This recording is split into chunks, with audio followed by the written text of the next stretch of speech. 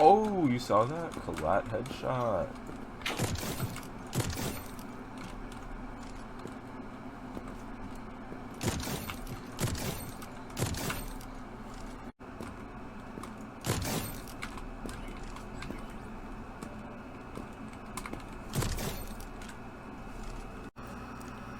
What's good, YouTube? It's boardzy, and in this video we're going to be doing a review of the HK Gaming Mira S. And you might be like, holy shit, boardzy, you have two of the same mice. Are you fucking rich or something? And no. The original one I got, not sure which one, because they do look the exact same. The original one had broken side buttons, like they just didn't work. So what I did, since I am a master of mice, I took the mouse apart and unplugged the side button connector and plugged it back in. The way the mouse is set up on the inside is kind of retarded. That's not going to affect 99% of the people, but I just wanted to note that. A lot of these cheap Chinese gaming mice do have like really fucked internals. Like, not the parts they use, just the way they like design it. But like, I don't want to ramble on about that. You guys don't fucking care. You want to know how the Mira S is. And I'm sure you guys saw my wonderful clickbait title. And the reason I don't think you guys should buy this mouse is because it's not fucking reliable. I got an incredibly defective copy. There's like a super common issue with like scroll wheel rattle. Neither of my copies have it.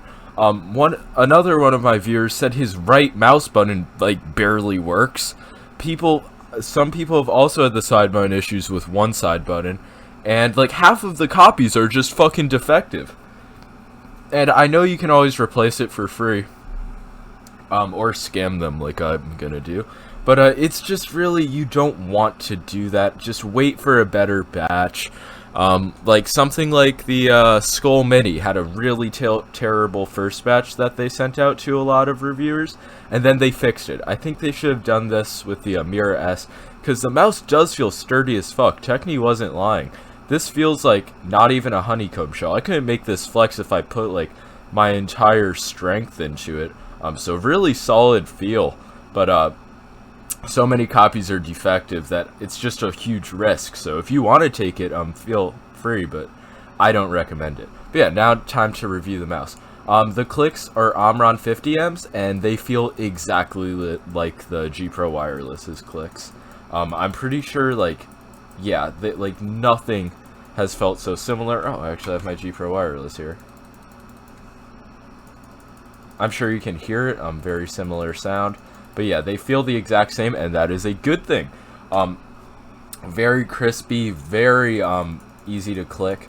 They travel like a normal amount, and they just feel solid. They are like how I feel that mouse clicks should feel.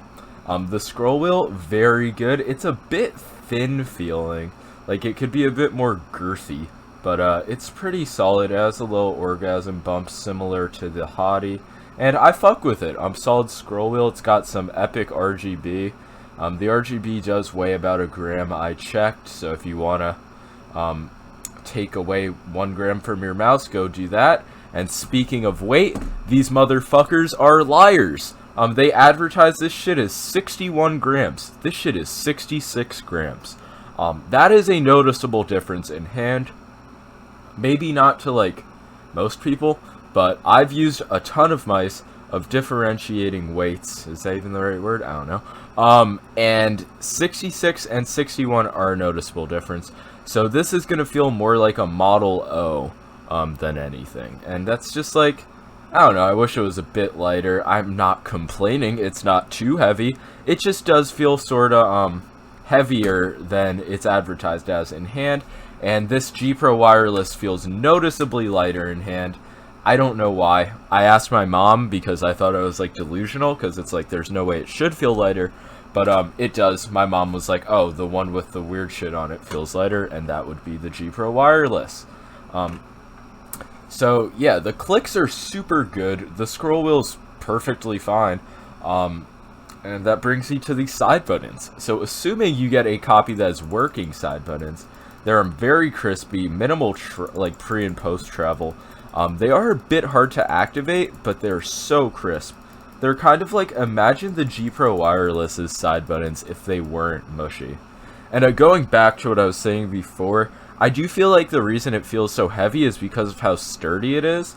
And when I took the mouse apart, the top shell, not the thing with the PCB on it, it felt super heavy, so I'm just going to assume that's why, but I just don't know why it feels so heavy. It's kind of weird. The coating feels exactly like an ABS keycap, but what you can do to like make it feel a bit better, just like put the grips on and off it a few times. That's what I did, and it like made it a bit grippier. But out of the box, this shit feels like slippery as a keycap. Once you start sweating, it's like, fuck, you're done. Like, your mouse is gonna feel like it's lubricated with lube. And overall, the coating could definitely be better, but it does have the skeletal sides, so you don't feel much there. So for the top of the mouse, we're gonna say that the clicks, very good. The scroll wheel, good. Side buttons, very good, aside from being a bit hard to press. And there's this little DPI button just chilling. A lot of people have been asking too recently, like, is it a mini G Pro Wireless? Is it a mini Hottie? What is it? And in my opinion, it's just a super unique mouse. It's obviously an egg shape. It's a copy of the G Pro Wireless's shape, which then became a copy of the Hottie shape, and now it is a Mira S. And yeah, it's just basically a small egg-shaped mouse. Not too much is going on in the shape. It's really fucking safe. I've just been using a fingertip grip with it, as you can see. I feel like it's gonna be most comfortable for fingertip if you have a medium to big hands, and especially with these shitty stock feet, you're definitely gonna want to not be doing like some fucking bot claw grip where you're like destroying the fucking mouse, like you're trying to like break your desk with it. So probably fingertips gonna be most safe. Claw grip on it, it's a bit weird. I don't like the way it feels personally. Maybe if I had a bit smaller hands, it would be a bit better, but claw isn't the best for big hands on this mouse. I'd really say big hands, do fingertip. Just don't ever do palm. If you really want to do palm, fucking buy this. You're not getting any of my advice. But if you're claw, I'd say medium to small hands are going to be best. So yeah, it's not much goes on with the shape. You can add the fucking grips if you want to make it a bit bigger, but they're not that good. Nothing like the Skull Minis. I would be fucking creaming my jeans on video right now if they were as good as the Skull Minis. But this mouse is a bit taller than the G Pro Wireless, I'm pretty sure. I don't know if I'll be able to show that. And the side buttons are also a good height. I think I forgot to mention that. The side buttons are a perfect height. But yeah, I'm recording this after the original video because I remember I forgot to talk about the shape somehow. So yeah, back to the video. And the build quality, like, the build quality, not the quality control. The build quality is superb. Now going on to the cable, dog shit. Similar to the Viper Mini cable, I expect better from a like paracord substitute stock cable. It's not that good. You can see it's not very flexible. And yeah, overall in a bungee it feels alright. Definitely could be better though. I would recommend paracording it, but it looks complicated as fuck. You gotta like route that shit through 40 different holes under the mouse. Like, Jesus. The feet, paper thin. Like, fuck. I bet you can't even see them. Yeah, the feet are paper thin. They don't feel real. I talked about this with somebody else who had the mouse. They just don't look like mouse feet. It's so hard to explain. It might be something about the color. They almost look 2D.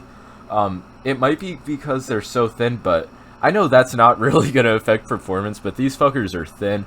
And if you don't have, like, if you use any grip besides fingertip, you're going to notice that the mouse is going to, like, wobble and it's going to, like, scratch up against the pad. I don't know if you can hear that, but it's, like, hard to explain. But unless you're really just lightly holding the mouse, you're going to want to replace the feet. I'm going to probably replace the feet whenever Hyperglide opens back up, but that's probably never going to happen. So the sensor, it's a 3360, and obviously it's fine. But yeah, in conclusion, not even conclusion time yet. I do aim pretty well with this mouse. Aside from the coding not being that good, there's no like real problems with it. I just don't like the coding very much, and it does feel a bit heavy. But if I were to main this mouse, I would get used to it. I don't really know if I'm gonna main it or not. Probably not. I just love the feel of the Skull Mini. But considering the fact that both of my copies do feel pretty sturdy, I'm saying that it's a safe bet that your mouse is gonna feel sturdy. I only had the side button defective problem on one of them, but 1 out of 2 mice being defective is still a pretty fucking high %. So I would just stay away from this mouse for now. It's nothing that I'm like, oh my god, it's so fucking good. Ignore all of these like incredibly horrible issues and just fucking buy the mouse. Like, no, I would say that about the Skull Mini maybe. But the fact that there's so many problems with this mouse just make it really unsexy and kind of ugly. And I noticed that it does look a bit like Batman. I've had a ton of other black mice, but none have really struck me as looking like Batman. I'm not sure why, and this might be a unique like experience to myself, but I just wanted to share it. But yeah, this is definitely it's a solid mouse. I have very few complaints with it. Like aside from the big complaints, like the clicks, the side buttons, the scroll wheel, like they're fucking good. The feet aren't the best, and the cable's not the best. But for $50, it's pretty solid. I would just, like I said before, wait a few months. It's nothing that you need. There's plenty of better options. Let me look at my shelf. Like, there's the Viper Mini, the XM1, like, Skull Mini, plenty of other options for relatively cheap that I would definitely still recommend over this. The only reason I'm not, like, hard pushing this mouse is because of those issues.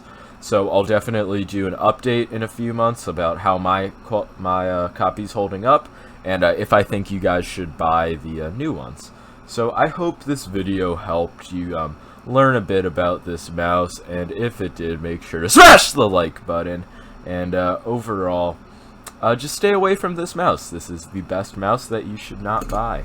Hope you guys enjoyed the Crunker clips at the beginning. If you want me to keep putting them in, let me know, because I play that game a fuck ton.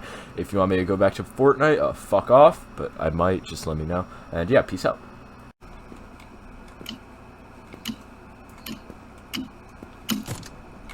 Yeah, you don't have wall hacks, my ass. What? You literally peek around